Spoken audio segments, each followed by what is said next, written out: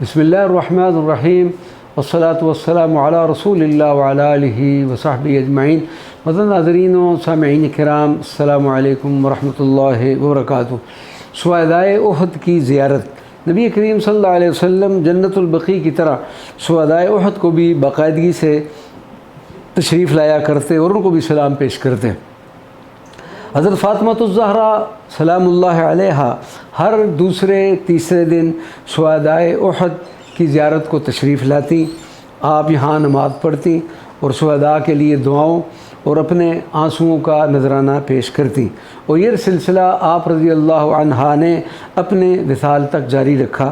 خلفائے راشدین بھی آپ صلی اللہ علیہ وسلم کے نقش قدم پر ہمیشہ شہدائے احد کی زیارت کو تشریف لاتے رہے۔ فضیلت شہدائے احد کے بارے میں نبی کریم صلی اللہ علیہ وسلم نے شہدائے احد کی فضیلت بیان کرتے ہوئے ایک موقع پر فرمایا، ان شہداء کی زیارت کو آؤ، ان پر سلام پیش کرو، اور جب تک زمین و آسمان قائم ہیں یہ آپ کے سلام کا جواب دیتے رہیں گے۔ حضرت امام بہقی نے ایسے بے شمار واقعات کا ذکر کیا ہے کہ جنہوں نے شہدائے احد کی خدمت میں حاضر ہو کر سلام پیش کیا تو انہوں نے باقاعدہ جواب سنا۔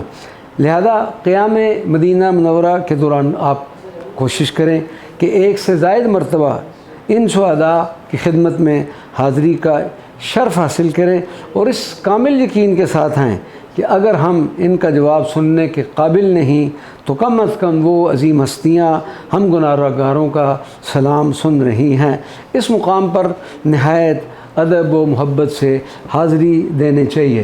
شیر خدا اور شیر رسول اسد اللہ و اسد رسول ہی سیدنا حمزہ بن عبد المطلب کا مقام۔ حضرت حمزہ رضی اللہ تعالیٰ عنہ کی شہادت کے بعد نبی کریم صلی اللہ علیہ وسلم آپ کے مقام شہادت پر تشریف لائے۔ آپ صلی اللہ علیہ وسلم حضرت حمزہ کا جسم مبارک دیکھ رہے ہیں، چشمان مبارک کتنی اشکبار ہیں کہ روتے روتے آپ صلی اللہ علیہ وسلم کی ہچکی بند گئی۔ کچھ دیر کے بعد آپ صلی اللہ علیہ وسلم نے ارشاد فرمایا کہ حضرت جبریل تشریف لائے ہیں اور انہوں نے مجھے اطلاع دی ہے کہ حضرت حمزہ کا اسم مبارک 7 آسمانوں میں اس طرح لکھا ہوا ہے، حمزہ بن عبد المطلب، شیر خدا و شیر رسول، اسد اللہ و اسد رسول ہی۔ غزوہ احد کے اختتام پر آپ صلی اللہ علیہ وسلم واپس تشریف لا رہے ہیں، دیکھا کہ لوگ اپنے اپنے شہیدوں پر رو رہے ہیں۔